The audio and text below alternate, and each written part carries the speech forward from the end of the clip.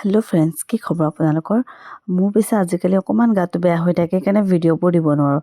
মাহীহঁতৰ ঘৰলৈ গৈছিলোঁ সেইদিনাখন যোৰহাটলৈ। মাহী আৰু ভণ্টিহঁতে মনত পেলাই দিছে যে তুমি অকণমান ভিডিঅ'টো কৰি থোৱা।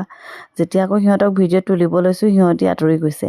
মাহীহঁতৰ ঘৰৰ ওচৰতে এৰী মুগাৰ ৰিচাৰ্চৰ প্ৰশিক্ষণ দিয়া এটা অফিচ আছে। সেই অফিচটো চাবলৈ বুলি গৈছিলোঁ। পিছে আমি ভিতৰখিনি সোমাব নাপালোঁ, দেৰি হ'ল যিহেতু আমি পিছবেলা টাইমত গৈছোঁ। অফিচ বন্ধই কৰি দিলে তেতিয়ালৈকে।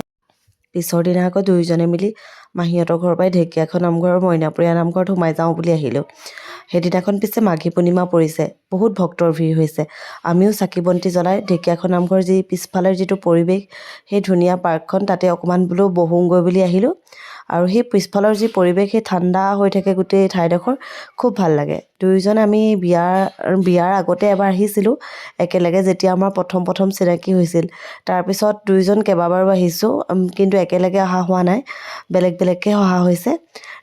এতিয়া আকৌ বিয়াৰ পিছত দুয়োজন আকৌ একেলগে আহিব পাৰিছোঁ সেৱা কৰিবলৈ বুলি ভগৱানৰ ওচৰত, তাৰ বাবে বহুত বহুত ধন্যবাদ। আৰু তাৰপিছত মইনাপৰীয়া নামঘৰলৈ আহিলোঁ। মইনাপৰীয়া নামঘৰত বাহিৰে ভিতৰে চব ফালেই ভিৰ।